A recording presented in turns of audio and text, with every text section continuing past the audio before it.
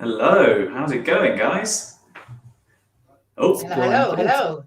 there we go. I'm getting my Oh, fingers. the fear in your face, Chris.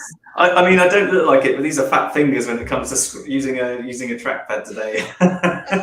Welcome everybody to the webinar. So we've got Anna Marsden and Ross Tavendale. Hello, hello, hello. Hello, hello. How's your Monday going, Ross? It's going good, thank you. This is going to be a very interesting chat because I just looked at my calendar for the week and we have 17 interviews lined up, so could not be a better topic. Yeah, Oh well, we done four today. This is going to be a great topic, especially with some of the nuggets that I know Anna's got for a bit later as well. There's plenty for us to talk about, I think. We'll be dropping knowledge bombs in between me quietly weeping in the corner because of the amount of calls that we need to do. I'd never forget, like, the first person I ever interviewed was like, there was no structure, no planning. I just needed someone, and someone just happened to be there at the time. And I was like, "It's Monday. You want to start Monday?" And that was it. And I've regretted it ever since. But not because he was a bad person, because I never really learned anything about it, like the hiring bit. Yeah. How's your Monday going, Anna? You were just telling me off camera, but.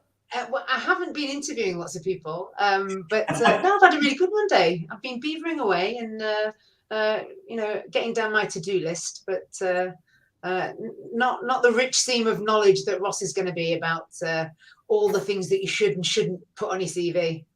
Yes, Ross, how many interviews have you done where the CV has said something along the lines of, I can work well in a team, but also work independently, or I'm self-motivated, but also like direction, things like that? Yeah, it's really interesting. The amount of people, communication's a good one, right? Because people just put it in as a soft skill. They'd be like, excellent communicator, but also can't use a Calendly link. I'm like, there's something not quite right there. Surely IT is separate from communication skills there. Like, that's a whole other different skill, no? Perhaps I'm not compartmentalizing it correctly. I find it quite interesting. We hire a lot of PR people who are communications experts. And when it comes to communicating that they can't make meetings or want to change meetings, it's not quite there. So, yeah, it's a fascinating little journey going through from hiring juniors to mids to seniors. So I'm looking forward to talking about it more today. Awesome. So I reckon we should get started on this. And you guys listening in or watching the repeat, if you're watching the repeat, you can always email us with some questions or go into the community and ask in there. But any questions throughout, just pop them in the chat, and then I'll add them onto the screen as we go, and we'll see what we do. So here it goes.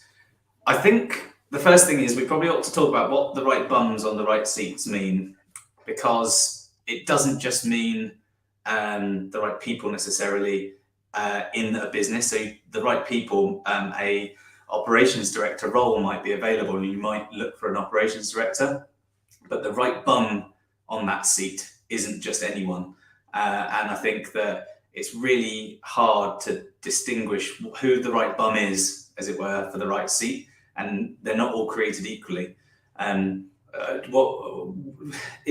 Ross, I know that you've gone through a relatively strong process around this in the last few months, and I think it's those 17 interviews will be a good test as well this week to sort of see how that feels. How have you worked out in your own mind, like, what the right person might be for the right role?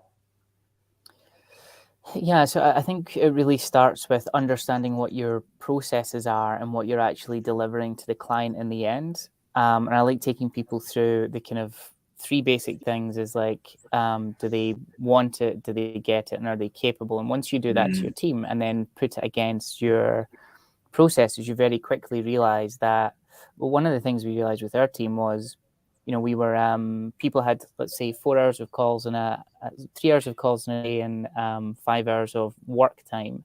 And that we'd call that an account manager. But the problem is, if that is, 45 minutes, then break of an hour and a bit, and then another 45 minutes, you don't actually have 5 hours, you have 5 interspersed hours. So then you start working out, well, actually, those are different jobs. And then you start building out these job descriptions and you start building out departments. So setting up that org chart at the start to do the right seats is huge. Such an important thing. And the knowing of who you want in the business is quite important, isn't it, Anna? You're massively into your personality profiles, the epigenetics thing, and I think you know way better than Ross and I combined that kind of personality fit requirement as well. Yeah, I think it's really easy to focus on the kind of people that we want around, but we need to focus and spend time, as Ross has said, about the skills that we need and what is the makeup of the job, what's the makeup of the task. And we were just saying actually before we started about the busy days and multitasking. Actually, Ross was saying about the Calendly link. We're living in a world where we've got to manage our own admin, we've got to manage our own to-do lists, as well as speaking to clients and speaking to our internal staff. And if we don't have those organizational skills, that's a real problem. So I think it's about people, but it's about the skills that people bring for that specific seat. And the seat, as Ross said, you need to have a very good idea of what exactly you want for that seat. And if you don't start with that, it's really easy to get the wrong people. It's really easy. And I think that know yourself. I didn't engineer that question to bring us here because I forgot that this was the first slide, but it did work. It was really good. We'll cut that from the post. And I think knowing who you are as a leader is really, really important when it comes to hiring. Personally, I think that there's times in history where I've been a really bad employer because I hired the wrong people, not because it was their fault, but because I picked the wrong people. I didn't know what I needed, or I wasn't able to articulate properly what I wanted from them because I wasn't sure what that was. Yeah. And I think knowing yourself is key, but having kind of like some purpose for your agency is absolutely essential. Yeah. And I know that you can go round the houses building a purpose for your agency. Yeah. And it can all sound the same. I definitely think when Anna and I were starting our agency, we're 10 years in now, and we should know better because we're married. So I knew the right bum for the right seat there. Or did I? Well, sometimes we can be wooed by someone who we like or who's like us. And we have to be mindful of that, because if you're picking people because you like them and they're similar to you, you'll have a massive blind spot about what you're not good at. And so you don't want to amplify your strengths and then by doing that amplify your weaknesses. So yeah, liking people and thinking that they're nice is different than looking at the skills that they've got to bring that will fit into your company purpose, your mission, and as Ross says, what you're actually delivering to your end clients. Yeah, and to add something onto that as well, Anna. One of the things that was said to me jokingly, and we were talking about like likability and competence. We love a matrix in marketing. So if you imagine your classic 4-box, your classic 4-box matrix, and it's likability versus competency. So high and to the right, highly likable, highly competent. Depending on the type of business you have, you might find it quite hard to hire those people because Facebook and Google are hiring those people. So you have to have commensurate things for those people to want to work with you. So you want to, but then you have to think, well, if we can't get the absolute 10 out of 10 for both, where do we want to sit it? And I find highly likable and competent enough, then train the competency, knowing that there's a difference between skills and knowledge. As long as they have skills, we can give them the knowledge. Yeah, absolutely. It's a big thing.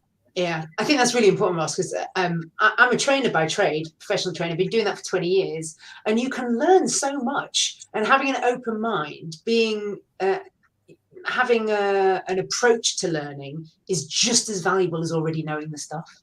Yeah. So if you've got someone that's high on the likability scale and competent enough but eager to learn specific skills that you need in the agency, then that is surely just as important as someone that's already come with the skills but maybe doesn't necessarily have the right fit for your mission for your company. And as you said a moment ago, Ross, that get it, want it, capable bit, the get it is relatively easy if the JD's clear. The want it has to connect to being there Monday to Friday or Thursday in your case, Ross, 9 to 5, you know? Yeah, and one of the things that goes with this little matrix is, well, what if you get someone who's like highly capable but not very likable? I'm like, we just call them freelancers. But yeah. So it's interesting you mentioned about you'll need to be careful you've got blind spots because you'll just hire people just like you, and then that just whatever personal neuroses you have as a leader that you're not aware of will go through your team. That's why it's so important to have multiple people in the hiring process, and that's something that we do at stage 1, 2, and 3, so that it's not just I kind of like that person, especially if they've seen any of my video content. One way to get hired from past Ross straight away was flatter me about seeing some of my videos. I'm like, oh, hired. Terrible. Fair.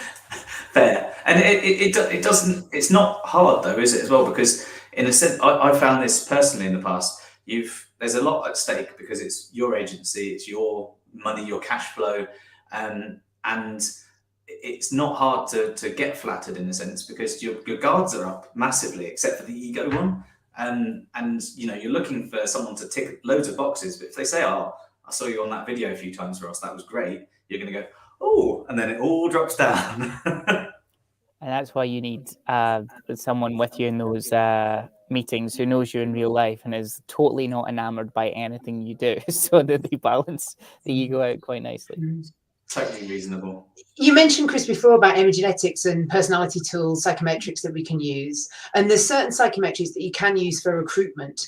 Epigenetics is not one of those because people tend to answer the questions in a job hunter kind of frame of mind. So they're trying to project what they think someone wants to hear. So rather than using a tool to fill that seat for you, it's much more useful to, again, know yourself, know what your strengths are, know what your go-to kind of defaults are, rather than trying to think about who the person's coming in, what they're bringing before they've got the job, before they've got to be part of your team. And often, and where things like the psychometric stuff, like the epigenetics things, comes in, I think there's a huge amount of value in doing that for just yourself, if nothing else. Like having done that with you relatively recently, quite shocked, but also not shocked at the same time at lots of things. And knowing some of those things now has made it a little bit easier for me to realize, okay, I'm gonna have to put my hand deeper in my pocket to get someone who can fit that thing that I know exactly what it is, but it uses more energy than I've got to do it. Yeah. And that, can I just something give is you my favorite? Go on, Anna. Sorry, a little lag. No. Can you go? No, you go. Don't make me you polite go. about it. You go. I was just going to say my favorite joke, and I appreciate these are not personality tests, but there's a joke about personality tests I like. So at work, they've just given me a personality test at work. How did it go? Oh, I failed.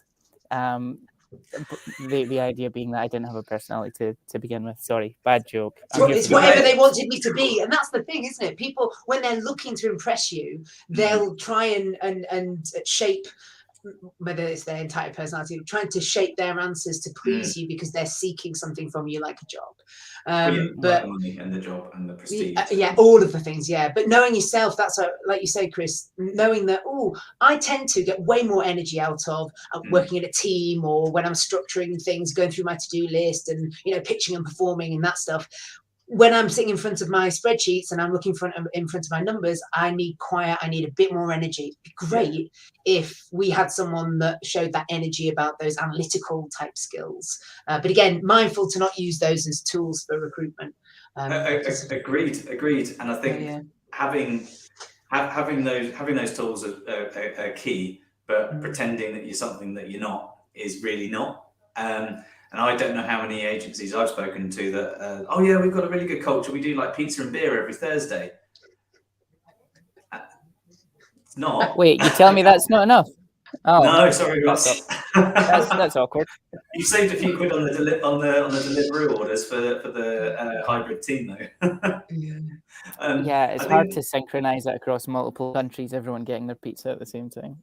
Well, someone's getting their breakfast, that's for sure. Someone's winning there if they're getting pizza for breakfast. Let me just Yeah, that's true. It is. So I think culture is often thrown around a little bit too much in organizations these days, especially service businesses, because people like me walk around and say you need a culture, but they don't really go into it.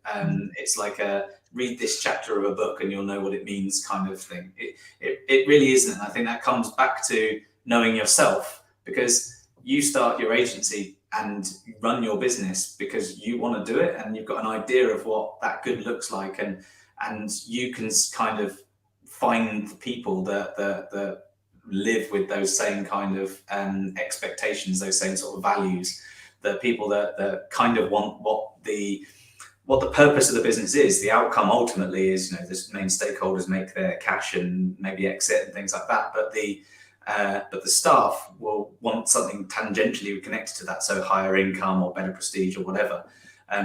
But the connecting then the values and the purpose to other people is where you end up sort of creating this culture. If you try and invent it, it's pretty poor.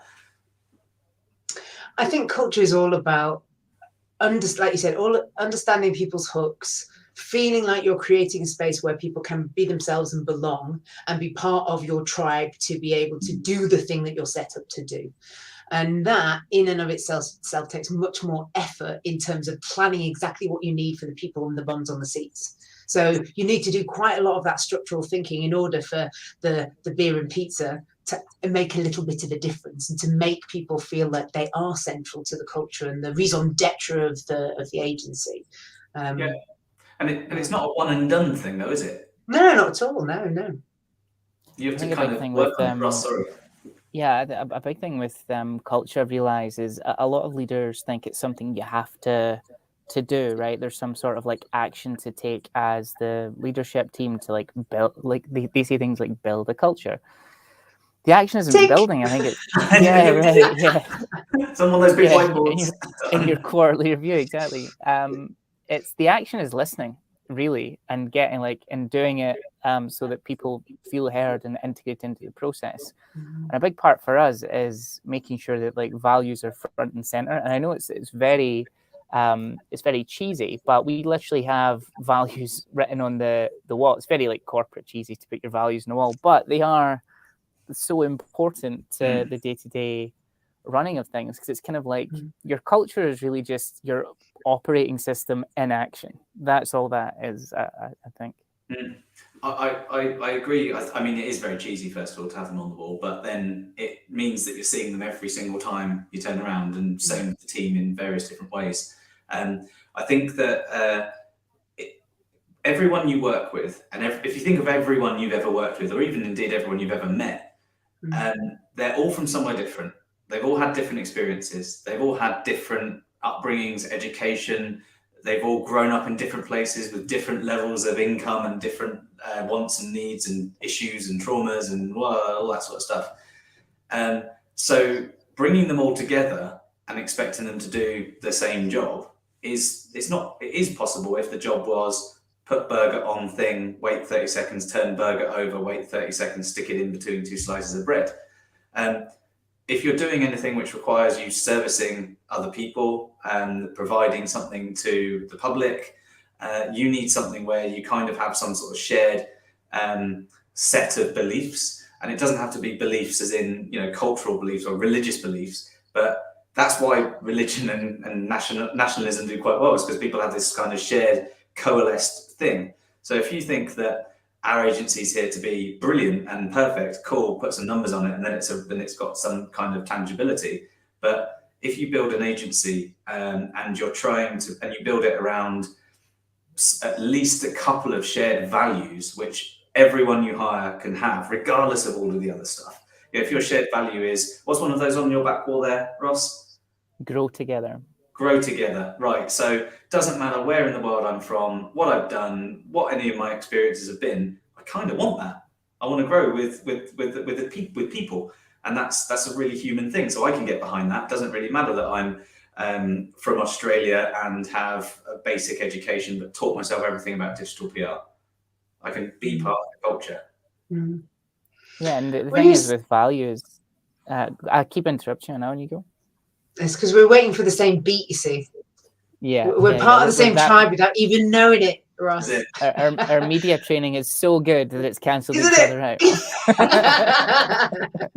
I was just going to interject and say, I think in a way it's too easy to say, oh, if you're making burgers, it's not the same. I don't know, because did you ever see the was it called The Founder with Michael Keaton, the McDonald's story? Have you seen that film? Yes. That is a great film to watch as a business owner, to see all the things that you should be scared of and all the things that work really well. And yes, it's about systemizing your processes, but it's also about delivering on a promise of, if you are anywhere in the world, you'll get the same standard. And that was one of their massive kind of missions, but it also pulled them together in terms of culture, because they were trying to provide that. So I think it is analogous across different industries, but this idea of team, tribe, togetherness, especially in this post lockdown and COVID world, and the increase of digital remote workers. We were remote by design 10 years. We didn't have an HQ. That does something to us in terms of how we work together. So you have to try even harder to put in those social points. So there's social contact points, and you need, I think, to talk about what binds you together, and you need to demonstrate that. And as a leader, you're not a leader of anyone unless you're leading other people. So you might be a manager, but you're not a leader of anyone unless people are listening and following and agreeing with you. And to Ross's point, you can't do that without listening. Yeah, and that's very hard to learn. Even learning to listen, like, you know me quite well, Anna. You know me very well, Ross. Listening, learned, but still make mistakes like everyone else. You're hard on yourself, Chris. You're hard on yourself because you know me too. Yeah. And I think, say you know yourself, you've got the culture for the team. You kind of need to know where you're going as a business. There's no point, and I don't know about you guys. Sometimes you end up hiring and you fire and redundant and refire and hire and etc. Not because you're an asshole, because you're bad at running something, but because you haven't actually planned several steps in advance. And you hire someone who's going to do one role, and then 6 months later the business is different. So you need to know what seats exist when you then know kind of the types of human beings that will need to sit on them. And that's super hard without any kind of strategic planning. But I know you, Ross, at Taipei have gone through quite a lot of thinking and effort around getting this right. And how did you start that? Yeah, I mean, the reason why we've done this is because you need to take the emotion out of everything and have like an operating system to follow, and you need something to measure yourself against. And what typically happens, especially in fledgling agencies like Taipei, as you get work in or requests for work, it's really tempting to say yes to the wrong things and just slightly bloat your service line out a little bit. But what that then does is it changes the seats that you require in order to deliver the service, and then that really sends ripples through the team, because it's not just the seats you require, it's then the SOPs, it's then the training, it's then the JDs and the job progressions for those people. It's a whole big old mess if you don't do this right. So the process we went through with our operations director, Vicky, I think you know her. We for people who don't know why that's funny, it's Chris's wife. She's very good at what she does. Yeah, she's amazing, best in class. And we sat through a big whiteboarding session and just wrote down all of the various things that we do and how we deliver them. And also we took feedback from the team as to like what was wrong and where to fix it. A lot of times leadership feel like they need to go and solve things in some sort of black box and come out and be like, ta-da, that's categorically not how it should go, especially if you're a small team. Get other people to tell you how to run it. Because also, if you're hiring people that need absolute direction all the time, I would suggest that you're not going to go very far. So listen to your people, and they will actually tell you what's best. And you, from that, can put the commercial layer on it and the operations layer on it, and make it into a functional business. And I think that's absolutely key. And I think one of the things as well that what could go wrong there is you get too much feedback, because obviously not everyone knows how the business works. At the end of the day, they're in their current seat because that's the current seat they're in. But I was talking to someone on LinkedIn the other day Giving just about the right amount of information about who you are, where you're going is great when it's for everyone in the business, because they can then give you feedback around the seats that you're planning for or the big marketing thing you're going to do next. But if you don't give them any information and then live and die by their feedback, bad. If you give them too much information and then expect some comprehensive but concise or actionable feedback, probably not going to happen either.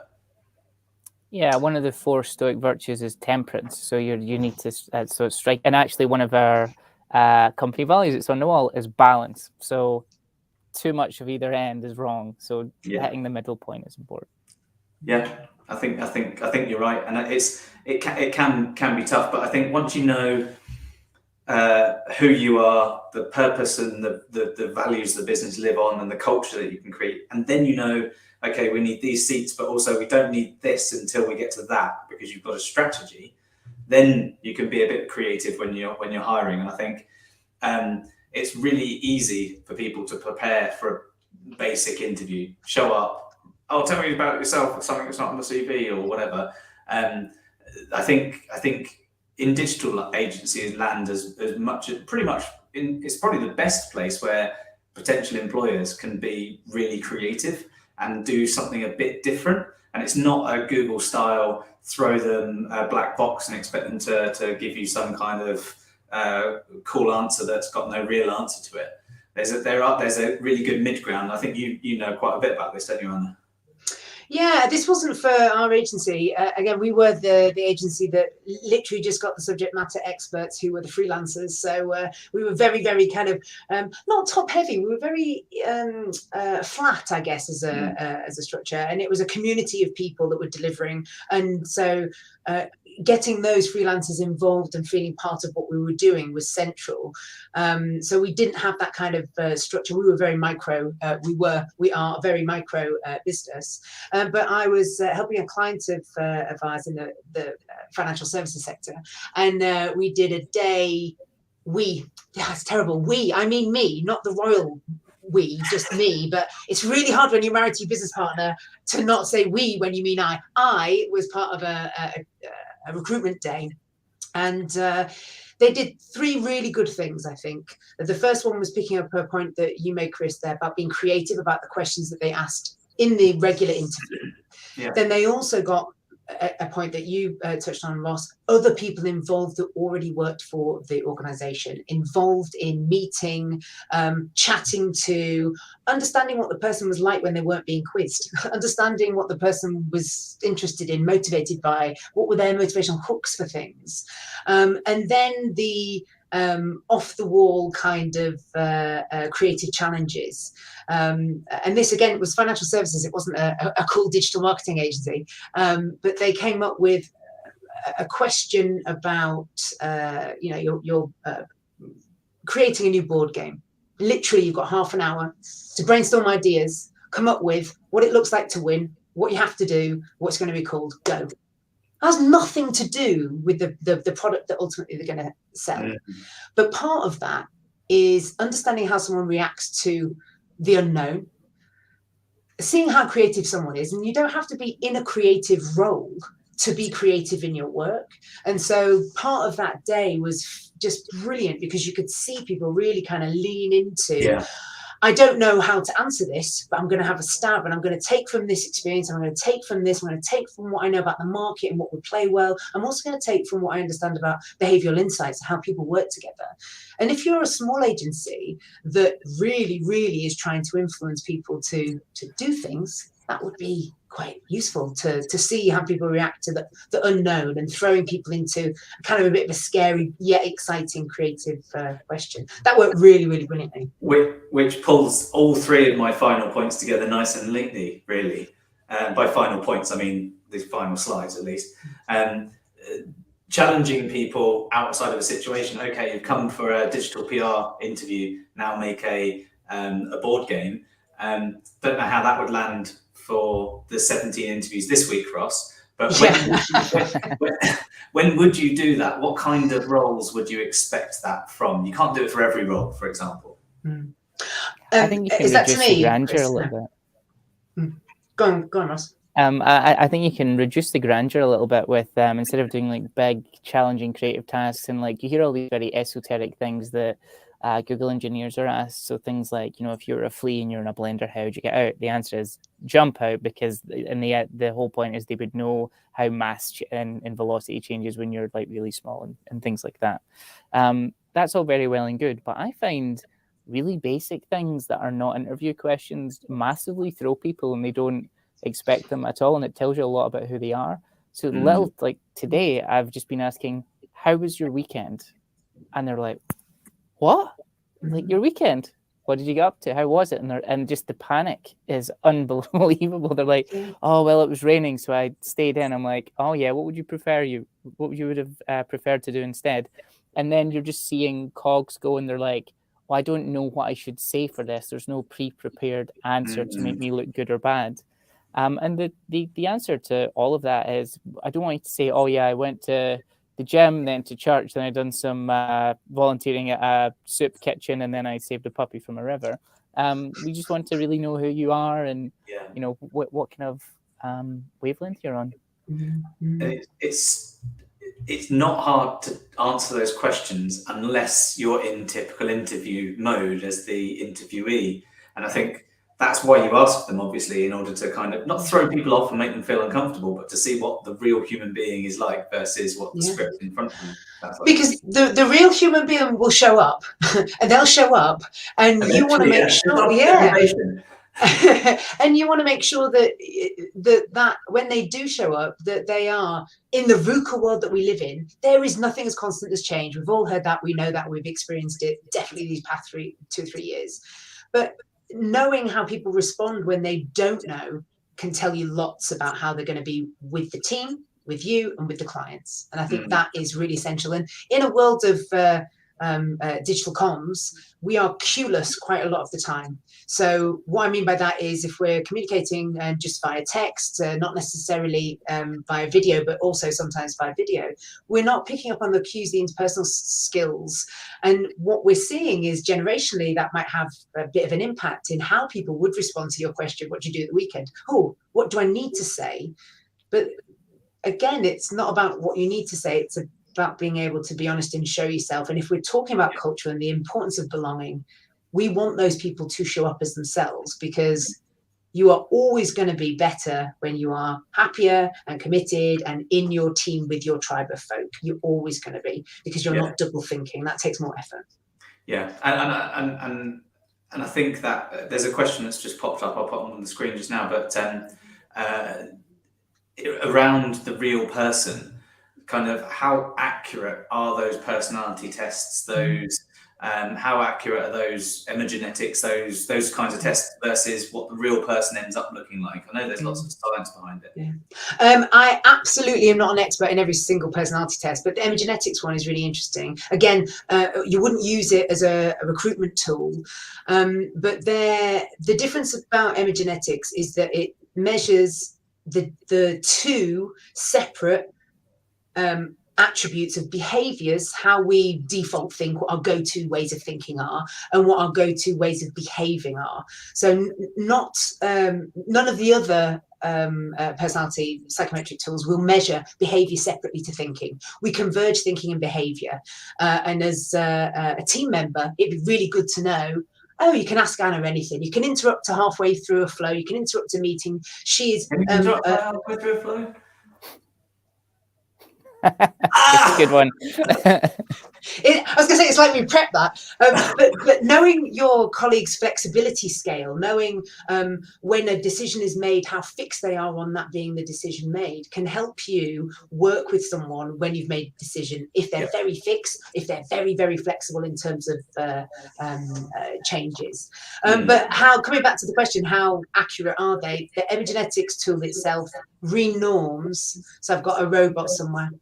It renorms the stats every year, and there's a scientific technical report that comes with the profile, so that shows you exactly how the stats are created, how the data is created. It's a data scientist that developed it alongside a behavioral scientist. So I think the actual data, coming back to what we were talking about, knowing exactly what you're counting, what do you need, if you don't have that clear structure, everything else is not comparable. So if you don't have comparable data, you don't know whether it's right or not. I don't know about the other tools, but I'm happy to share that link afterwards. Yeah. Awesome. To the technical You have to think of the interpretation of that data as well. So there's two major problems with any sort of testing that requires any sort of subjective reasoning. So the nice thing about the test is they attempt to remove subjective reasoning and give you like your answers for you. So it removes your subjective thought on the answers. But there's always going to be an interpretation problem and a bias from the person that's consuming it. So I think wide and broad spectrum testing is actually quite useful, but not on its own in isolation. Like it really has to be paired up with lots of different things. So you can, because if the same themes happen over and over again in this testing, then the likelihood that it's correct is higher. But it's very hard to boil down a human to 50 questions. Yeah. You're absolutely right, Ross. And one of the, and again, Emigenetics is because I'm an accredited professional for that. So I know that rather than the other tools, but out of the 100 questions, they have thematic questions so that the trait is you're being asked a question about this trait 10 times rather than just one question. It depends on how you feel to answer that. It is thematic. And these personality and psychometric tools give us language to be able to understand ourselves and others. It might not be that it is 100% you are that person. It's not a box. It's not a label. We know too much about neuroscience to think that we are stuck in who we are. We have the ability to learn. And so the self-awareness question at the beginning is a golden thread, I think, through these tests. And like I said, I feel like I'm going back to the beginning every time, but knowing yourself is really important. But also, you said earlier, Ross, take the emotion out of it. And also on top of that, don't just be the only one in the room, because you might get flattered. You might have one of your, triggers, emotional triggers pulled, which means that person might or might not get hired. Yeah. And you mentioned it earlier, Anne, about getting people involved, other people involved, like the employees and stuff. Yeah.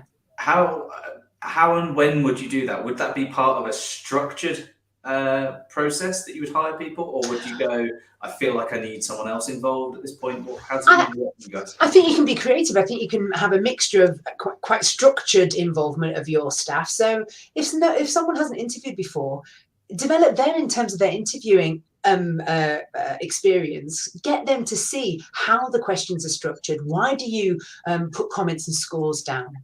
What's the importance of reading the question the same way for each person? What's the importance of making sure, even if you really like the person, they've got a great wicked smile and you really think, oh, they're lovely, don't let that, again, the emotion overwhelm the answer that they told you, because the answer that they told you, you need to mark that on a schema, because the structure of that question in that interview will allow you to compare them to other people. And that's really important if you're looking for the skills that the organization needs. So if you have someone that's never interviewed someone before, invite them to do that, and create your panel of a mixture of subject matter experts and existing staff. Yeah. That again pulls that thread of the belonging and feeling like you're invested in creating the new person's or creating the role and seeing that new person in the team. You can do it casually, again, over lunch breaks and in breakouts where you sit and you have coffee and you chat and you do the how are you, what you done at the weekend stuff. But that'll be a bit more subjective. But I think both. I don't know if you've got experience of doing that, Ross, with your team.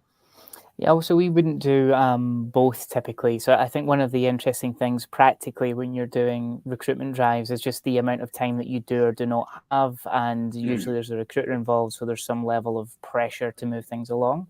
Depending on the type of hire, if it's a senior hire, one of my little tricks or tactics is to invite a junior to one of the interview stages and get them to announce that they're a junior on the call. So it'd be like, hi, I am Billy and I've been in search for 6 months, to someone who's going for like a 8-year experience position, because that tells you as much about them and how they act speaking to someone who would technically be a subordinate to someone who's the owner of the company. And actually I would say me being on those recruitment calls is quite problematic. So having anyone with like an extreme stake and an extreme say in someone's future in any sort of like work thing is not an ideal scenario. So if you we do it in 3 stages, and if it's more senior, we always put juniors in there. But typically it would be a head of department and myself that would run them, just purely for practical reasons. Yeah, and how in the curveball there with bringing in the junior, how's that? What's the the best sort of reaction that you've had from that, from the interviewee? Has someone gone, "Whoa, this is cool, I like this"? Or... I would extend this sort of thing. So when my little sister, before she met her partner, was dating, and they were going out on dates, you'd always say, pay attention to how they treat people that have got nothing to give them. So if you're at a restaurant, how are they treating waiters and people helping and cleaning attendants and things like that? And it's really subtle, but it tells you quite a lot about the type of person they are in a kind of broader way. It's hard to read too much into that sort of stuff, but every little bit to like create a more colourful picture of someone, I find is quite helpful. I think that's a great example, Ross, especially because you said one of your values is grow together.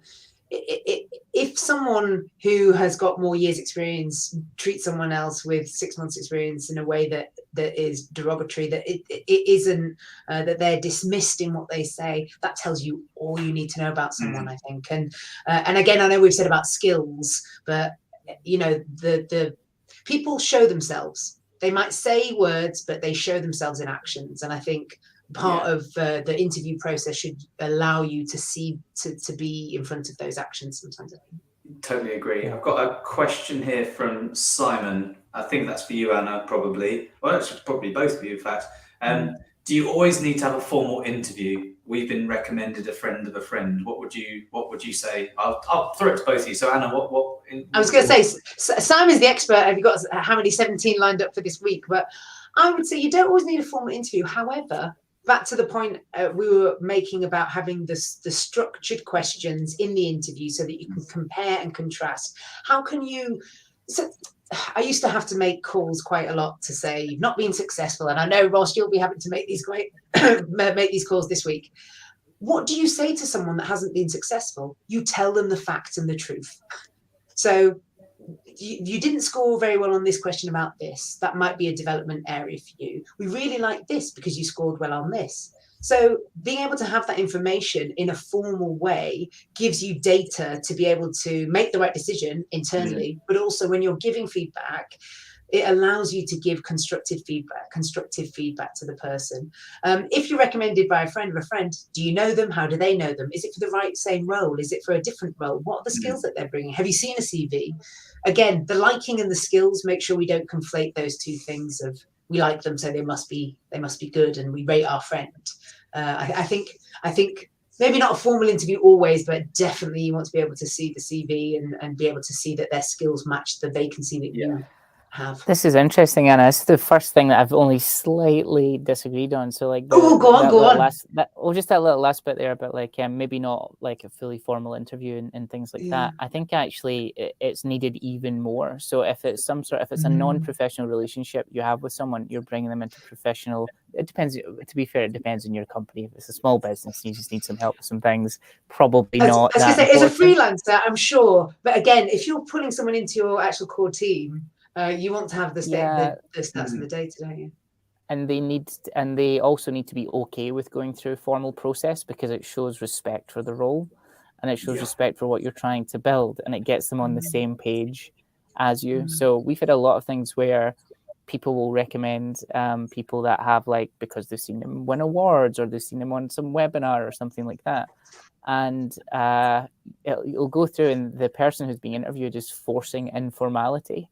Or they say, oh, we didn't have time to go through the task, but I can talk you through it now. No, I actually prefer a very formal framework, and I prefer things like tests and tasks because it takes the emotion out, and also we're not talking about the person and my relationship. We're talking about the thing they did. So that's key, I think the formality helps me a lot. The ability to take that emotion out of it is hugely, hugely important. But then, for the speed of the process, sometimes that doesn't happen.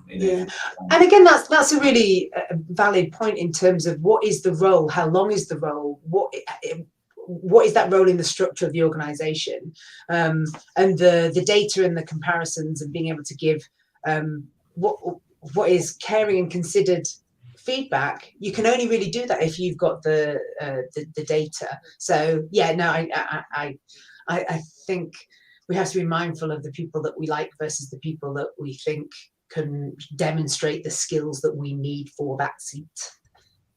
Exactly.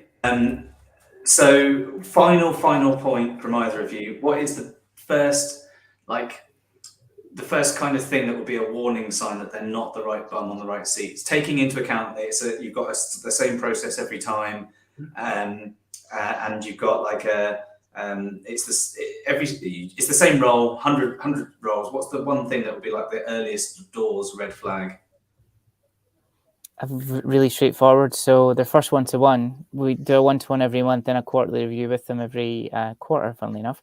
And funny how that happens. Yeah, the one-to-ones are 10 questions, which are two of each of the values, and one of them is through the growing together, like who have you helped and who's helped you.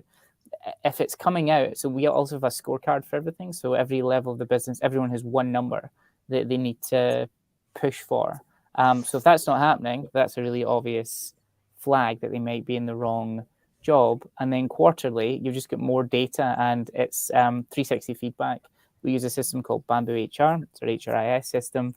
It allows us to not only do NPS in the team, but also well-being in Anonymous 360.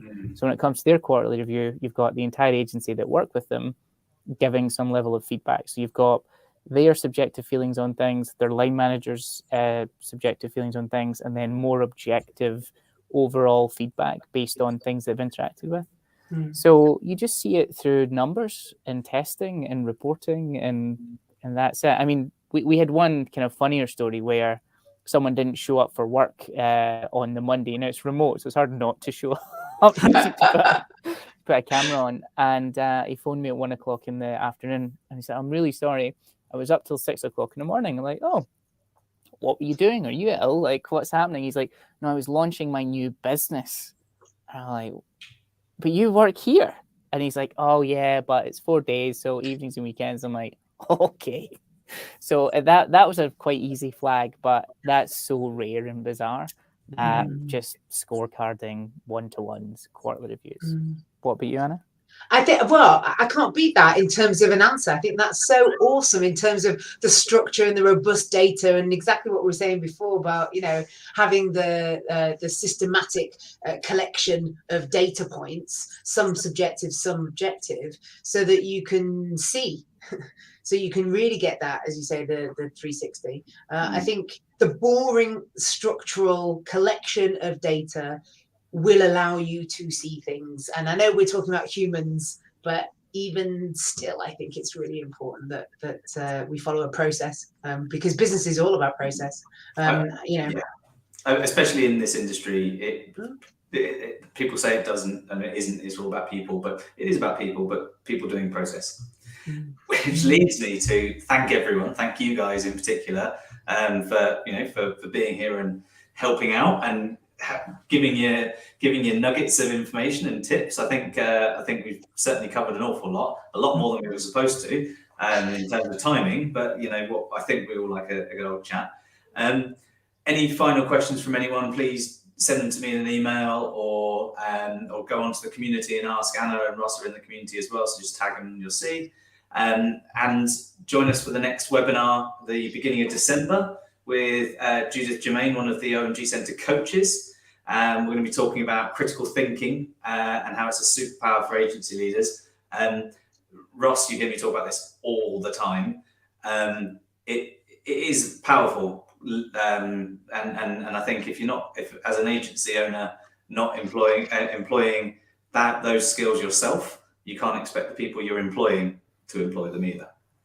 Yeah, we actually got Chris in to do a session on that with our entire team. And what actually happened as a result of that, the next week, all of the team became as they were getting used to it and like flexing that muscle, they all became very obstinate, and everything was a question.